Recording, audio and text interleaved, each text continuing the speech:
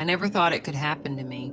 Stalkers were something you read about or saw in movies, not something that could infiltrate your own life.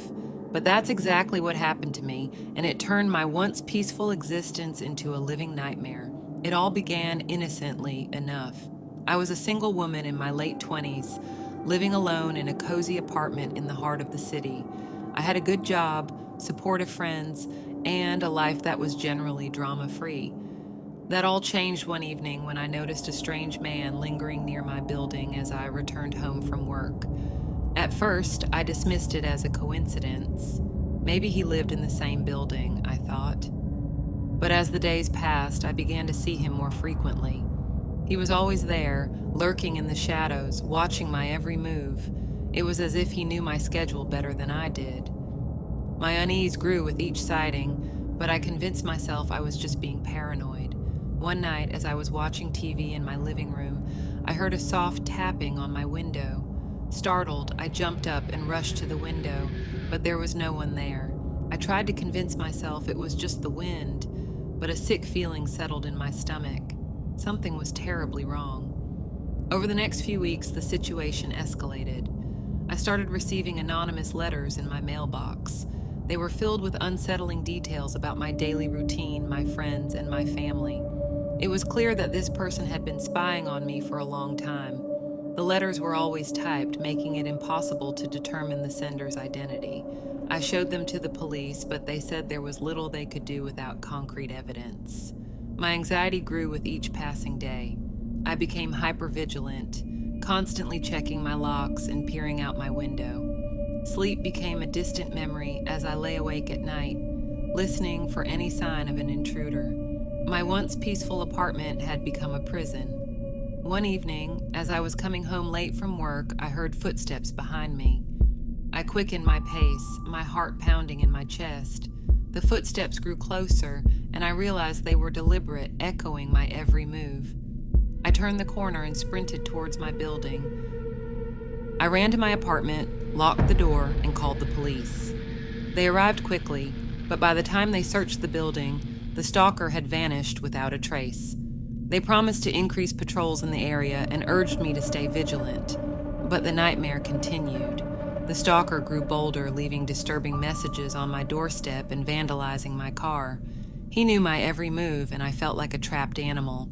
I couldn't go to the police every time he struck, as their hands were tied without concrete evidence.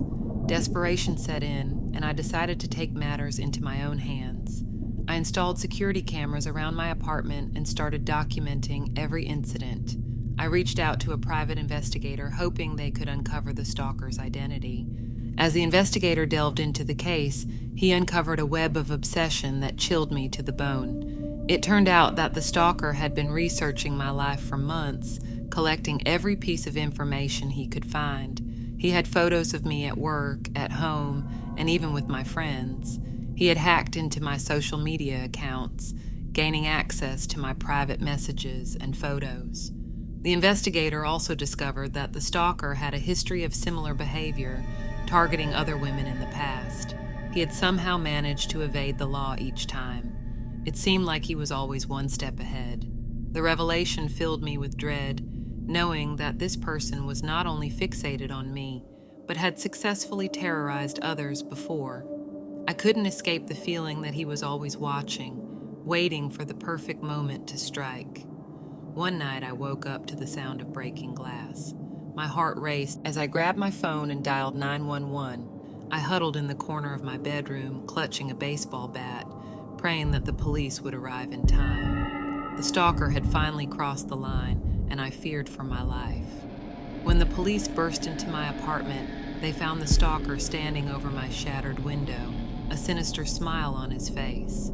He was arrested, and I finally had some peace of mind. But the damage had been done, and I couldn't shake the feeling that he had left an indelible mark on my life. As the court proceedings unfolded, I learned the extent of the stalker's obsession. He had meticulously documented every aspect of my life, creating a shrine dedicated to me in his own twisted world.